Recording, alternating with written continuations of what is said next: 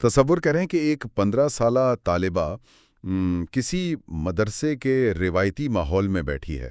مطلب عام طور پر جب ہم یہ منظر سوچتے ہیں نا تو ذہن میں فوراً یہی آتا ہے کہ وہ یقیناً عربی گرامر رٹ رہی ہوگی یا پھر کوئی یعنی صدیوں پرانی فقہ کی کتاب پڑھ رہی ہوگی۔ ہاں بالکل، ہمارا روایتی تصور تو یہی ہوتا ہے۔ لیکن اگر میں یہ کہوں کہ آئین اسی وقت اس طالبہ کے ہاتھ میں انگلش میڈیم جنرل سائنس یا پھر ریاضی کی کتاب ہے اور اس کی اگلی کلاس فزیکل ایجوکیشن یا نیوٹریشن کی ہے۔ اچھا، یہ تو واقعی ایک بالکل مختلف تصویر ہے۔ بالکل، اور آج کے اس تفصیلی جائزے کا مقصد بھی یہی ہے۔ ہم مدرسے کے اسی پرانے جامد تصور کو توڑنے اور یعنی اس کے اندر جو ایک خاموش مگر حیرت انگیز ارتقا ہو رہا ہے نا، اس کو سمجھنے کی کوشش کریں گے۔ اور میرا خیال ہے کہ یہ واقعی ایک ایسا پہلو ہے جو عام طور پر ہماری نظروں سے اوجھل ہی رہتا ہے۔ مطلب ہم اکثر یہی سمجھتے ہیں کہ دینی تعلیم اور جدید دنیاوی علوم کے درمیان تو ایک نہ ختم ہونے والی دیوار ہے۔ صحیح۔ لیکن زمینی حقائق یعنی جو ہم آج ڈسکس کرنے والے ہیں وہ ایک بالکل مختلف کہانی سنا رہے ہیں۔ اسے میں تو تعلیمی ڈھانچے میں ایک انتہائی طاقتور پیراڈائم شفٹ کہوں گی۔ تو چلیں اس کا تفصیلی جائزہ لیتے ہیں۔ ہمارے پاس کچھ اہم ذرائع اور نصابی دستاویزات موجود ہیں۔ ہم ان کی روشنی میں 3 ممتاز سنی وفاقوں جن میں تنظیم المدارس اہل سنت پاکستان، کنز المدارس بورڈ انٹرنیشنل اور وفاق المدارس الاسلامیہ الرضویہ پاکستان شامل ہیں، ہم ان کے تحت لڑکیوں کے لیے جو درس نظامی یعنی عالمہ کورس ہے نا، اس کا ایک غیر جانبدارانہ جائزہ لیں گے۔ بالکل ٹھیک۔ اور ہم یہ بھی دیکھیں گے کہ ثانوی تعلیم سے لے کر یعنی ماسٹرز کی سطح تک یہ طالبات کن کن علمی مراحل سے گزرتی ہیں۔ زبردست۔ اور یہاں میں یہ بات واضح کرتی چلوں کہ ہم جو گفتگو کرنے جا رہے ہیں نا، اس کا مقصد کسی خاص نظریے یا مسلک کی نہ تو تائید کرنا ہے اور نہ ہی تنقید۔ ہم خالصتاً ایک ایکیڈیمک اور تجزیاتی زاویے سے ان فراہم کردہ دستاویزات کو پرکھیں گے۔ ہاں بالکل، ہمارا مقصد صرف اور صرف اس تعلیمی نظام کے خود و خال کو سمجھنا ہے۔ بالکل، تاکہ ہم دیکھ سکیں کہ نصاب بنانے والے کس ویژن کے تحت مضامین کا انتخاب کر رہے ہیں۔ ناظرین سے گزارش ہے کہ جامعہ سیدہ خاتون جنت کے یوٹیوب چینل کو سبسکرائب کریں اور اس ویڈیو کو لائک اور شیئر کر کے ہمارا ساتھ دیں۔ تو ہم اپنے اس سفر کا آغاز اس مرحلے سے کرتے ہیں جو کسی بھی عمارت کی بنیاد کی طرح اہم ہوتا ہے۔ مطلب یہ وہ وقت ہے جب طالبہ باقاعدہ تعلیمی شعور کی دہلیز پر قدم رکھتی ہے۔ اسے درس نظامی کی اصطلاح میں ثانویہ عامہ کہا جاتا ہے اور یہ ہمارے روایتی میٹرک کے برابر ہے۔ صحیح۔ اب اگر ہم اس بنیاد کو دیکھیں نا تو کنز المدارس کے نصاب میں ایک چیز میری توجہ فوراً کھینچتی ہے۔ وہ اس ابتدائی مرحلے میں طالبات کو ریاضی اور جنرل سائنس باقاعدہ انگلش میڈیم میں پڑھا رہے ہیں اور ساتھ ہی لازمی انگریزی کا مضمون بھی شامل ہے۔ کیا بات ہے! لیکن دوسری طرف اسی دوران انہیں عربی گرامر یعنی صرف و نحو اور فقہ کے لیے نور الایضاح جیسی مطلب ایک انتہائی کلاسک کی کتاب بھی پڑھائی جا رہی ہے۔ یہ جو امتزاج ہے نا، یہ واقعی بہت گہرا اور دلچسپ ہے۔ اگر آپ اس کی میکانیات کو سمجھیں تو عربی گرامر محض ایک زبان سیکھنا نہیں ہے، بالکل، بلکہ یہ ایک مکمل ریاضیاتی ڈھانچہ ہے۔ یعنی الفاظ کیسے بنتے ہیں، ان کے معنی کیسے بدلتے ہیں، یہ طالبہ سے بہت زیادہ ذہنی ارتکاز مانگتا ہے۔ صحیح بات ہے۔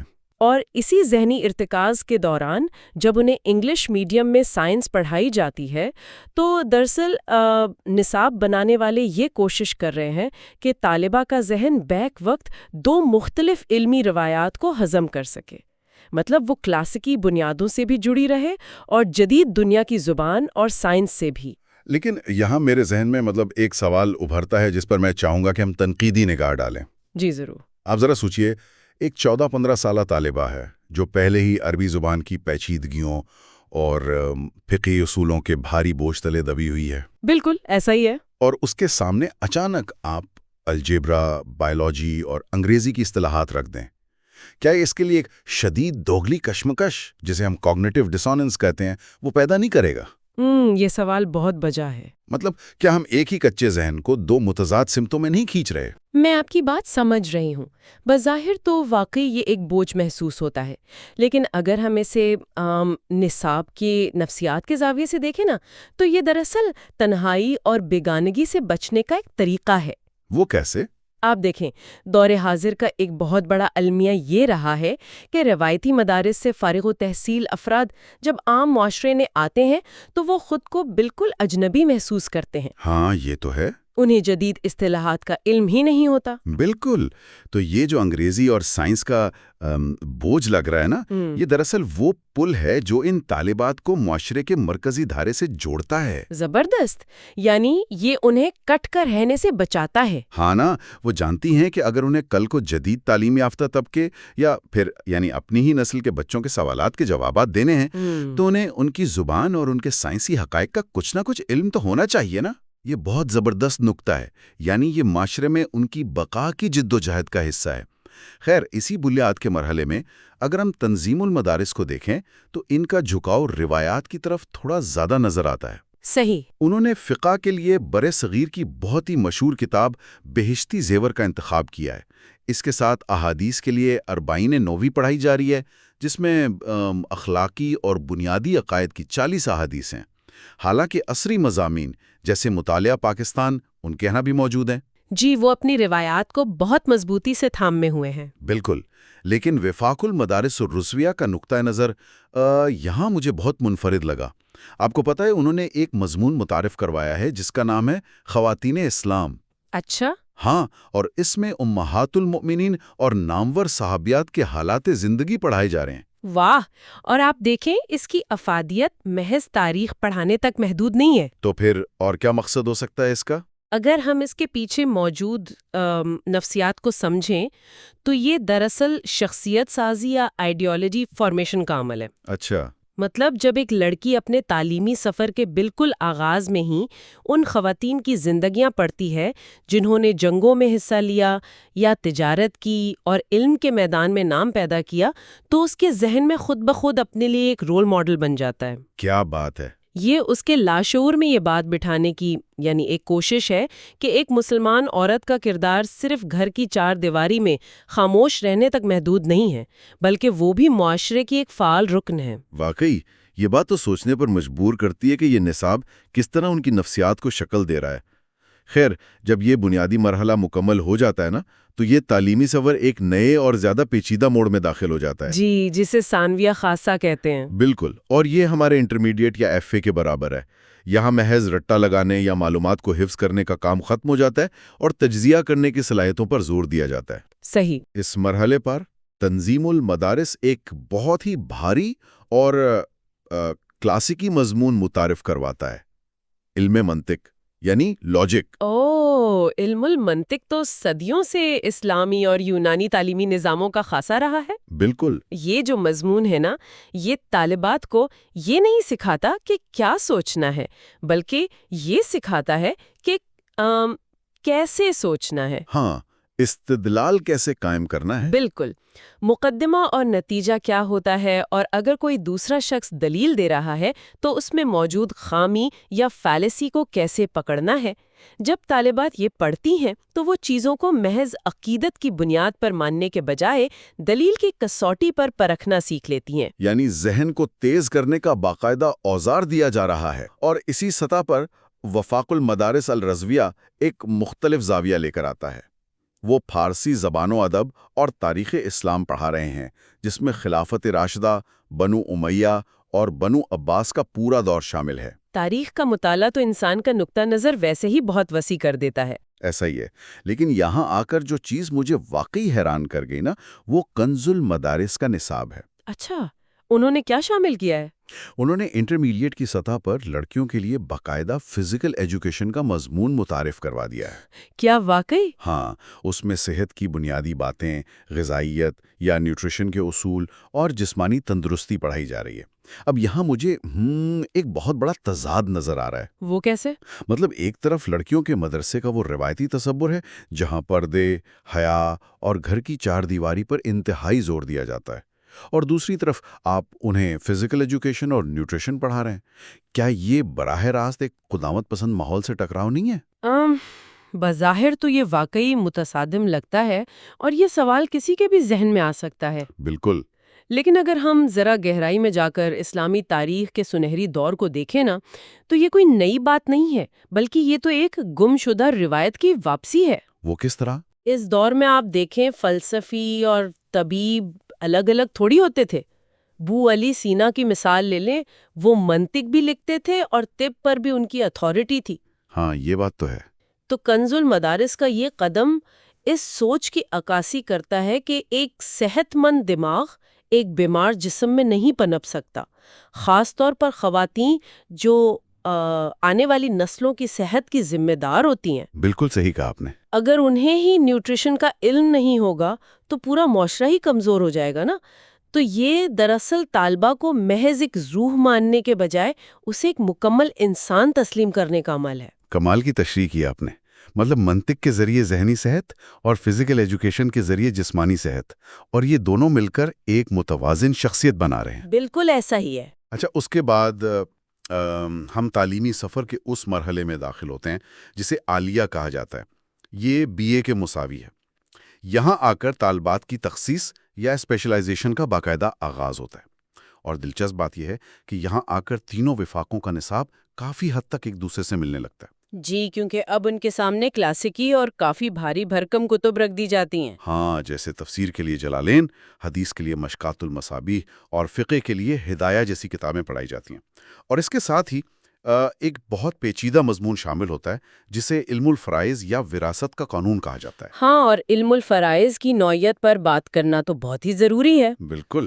عام طور پر لوگ سمجھتے ہیں کہ یہ شاید محض اسلامی قوانین کا کوئی سیدھا سادہ حصہ ہے، لیکن حقیقت میں یہ خالص قانون اور ریاضی کے انتہائی پیچیدہ اصولوں کا ایک ملاپ ہے. واقعی؟ جیرا، مطلب ایک شخص کا انتقال ہوتا ہے، اس کے ورثہ میں بیٹے، بیٹیاں، بیوائیں اور والدین شامل ہیں. کس کو کل جائیداد کا کتنا حصہ ملے گا؟ اگر کوئی نہیں ہے تو حصہ کس کی طرف جائے گا؟ ان سب کے لیے باقاعدہ کسر، الجبرا اور فارمولے استعمال ہوتے ہیں. اوہ، یعنی یہ کوئی معمولی حساب کتاب نہیں ہے. بالکل نہیں. جب طالبات یہ پڑھتی ہیں تو ان کی قانون فہمی اور حصے حساب اپنے عروج پر پہنچ جاتی ہے. یہ انہیں معاشرے کے پیچیدہ مالیاتی مسائل حل کرنے کے لیے تیار کر رہا ہے. زبردست. مطلب یہ مرحلہ بالکل ایسا ہے جیسے کوئی میڈیکل کا طالب علم سالوں تک صرف کتابیں پڑھنے کے بعد اب کلینکل پریکٹس یا آپریشن تھیٹر کی طرف آ رہا ہو. اسے اب قوانین کو عملی زندگی پر منطبق کرنا ہے. بالکل صحیح تشبیہ دی آپ نے. اور اسی عملی نقطہ نظر کو سامنے رکھتے ہوئے کنز المدارس نے اس سطح پر دعوت والارشاد کا مضمون رکھا ہے تاکہ وہ مؤثر مبلغ بن سکیں. لیکن وفاق المدارس الرضویہ پھر ایک مختلف راستہ اختیار کرتا ہے. اچھا، وہ کیا؟ وہ اس مرحلے پر طالبات کو تاریخ سلطنت عثمانیہ اور بر صغیر کے مسلم حکمران پڑھا رہے ہیں. اب سوچنے کی بات یہ ہے کہ ایک جدید خاتون عالمہ کو صدیوں پہلے ختم ہو جانے والی سلطنتوں کے عروج و زوال پڑھانے کا آخر کیا مقصد ہو سکتا ہے؟ میری نظر میں اس کے پیچھے ایک بہت وسیع تر نصابی حکمت عملی ہے. وہ کیسے؟ جب آپ کسی کو صرف مقامی مسائل تک محدود رکھتے ہیں نا تو اس کی سوچ بھی ظاہر ہے مقامی ہو جاتی ہے. صحیح. لیکن جب آپ ایک طالبہ کو بتاتے ہیں کہ سلطنت عثمانیہ کس طرح 3 برے اعظموں پر پھیلی ہوئی تھی، ان کا عدالتی نظام کیسے کام کرتا تھا، تو آپ دراصل اسے ایک عالمی شعور یا گلوبل پرسپیکٹو دے رہے ہیں. واہ. اسے یہ احساس دلا رہے ہیں کہ وہ خلا میں موجود نہیں ہے بلکہ ایک بہت بڑی تہذیب کا حصہ ہے. یہ ان کی سوچ کو بہت وسیع کر دیتا ہے. کمال کا تجزیہ ہے. واقعی تاریخ انسان کو حال کے مسائل پر ایک پرسکون نگاہ ڈالنے کا قابل بناتی ہے. اور پھر اس سب کے بعد ہم پہنچتے ہیں اس 16 سالہ تعلیمی سفر کی آخری منزل پر، یعنی عالمیہ کا درجہ. جی، جو کہ ماسٹرز کے مساوی ہے. بالکل. اور یہ محض کتابوں کے اختتام کا نہیں بلکہ علم کی معراج کا مرحلہ ہے، جہاں طالبات کو علوم اسلامیہ کے سمندر کی گہرائیوں میں اتار دیا جاتا ہے. ایسا ہی ہے.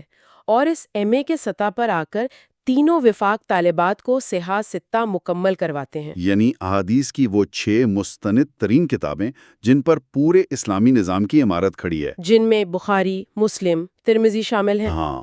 اور طالبات صرف ان کا ترجمہ نہیں پڑھتی بلکہ ان کی اسناد یعنی راویوں کے سلسلے اور صدیوں سے ہونے والی بحثوں کا بڑا عمیق مطالعہ کرتی ہیں۔ صحیح۔ اور اسی لیے تنظیم اور کنز المدارس کا زور اصول حدیث پر بہت زیادہ ہے، جسے اگر ہم آج کی زبان میں کہیں تو یہ سائنس آف ویریفیکیشن ہے۔ بالکل۔ مطلب کوئی بات صدیوں پہلے کہی گئی ہے تو اس کا ثبوت کیا ہے؟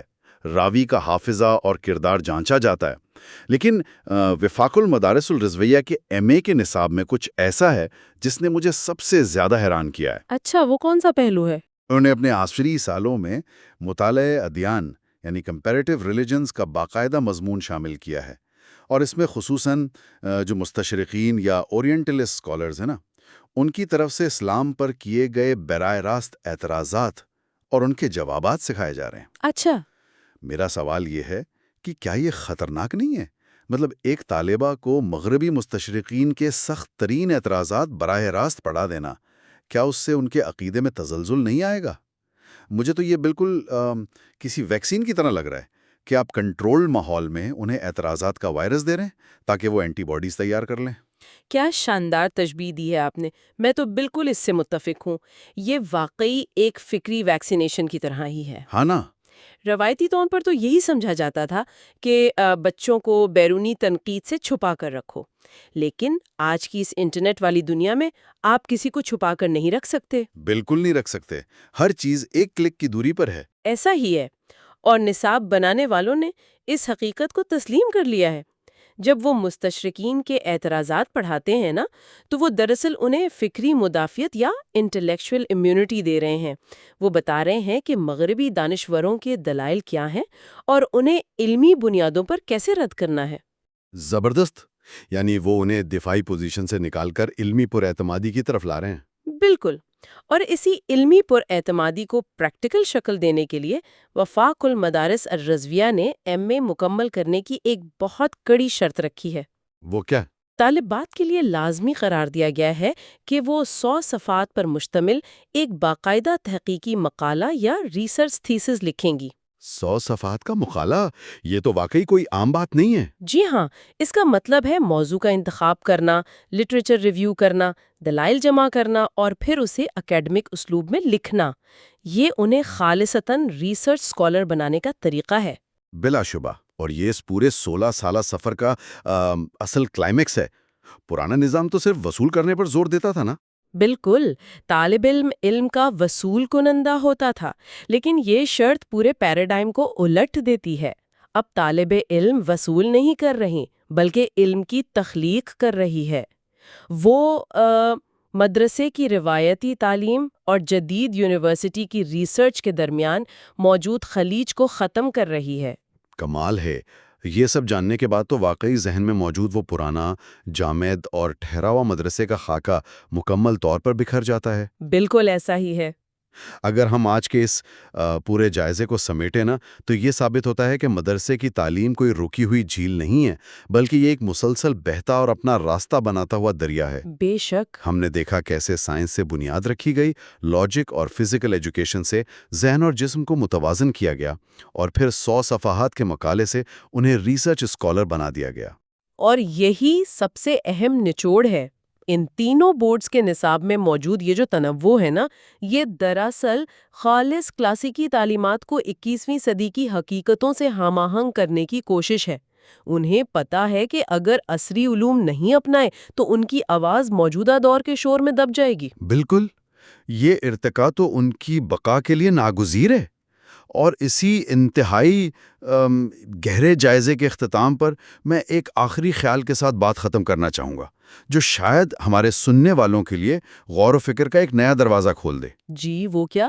آپ دیکھیں، آج روایتی مدارس انگریزی، سائنس اور ریسرچ کو تیزی سے اپنے نصاب میں شامل کر رہے ہیں، اور دوسری طرف اگر ماڈرن اور سیکولر یونیورسٹیوں کو دیکھیں تو وہاں اسلامک اسٹڈیز اور اخلاقیات پر زور مسلسل بڑھتا جا رہا ہے۔ ہاں، یہ بات تو ہے۔ تو سوچنے کی بات یہ ہے کہ اگر یہ سفر اسی رفتار سے جاری رہا تو کیا آج سے 50 سال بعد ایک روایتی مدرسے اور ایک جدید یونیورسٹی کے درمیان کوئی فرق باقی رہ جائے گا، یا یہ دونوں مل کر مستقبل کے کسی بالکل ہی نئے اور جامع تعلیمی ماڈل کو جنم دیں گے؟ یہ وہ سوال ہے جس پر ہم سب کو سنجیدگی سے غور کرنا چاہیے۔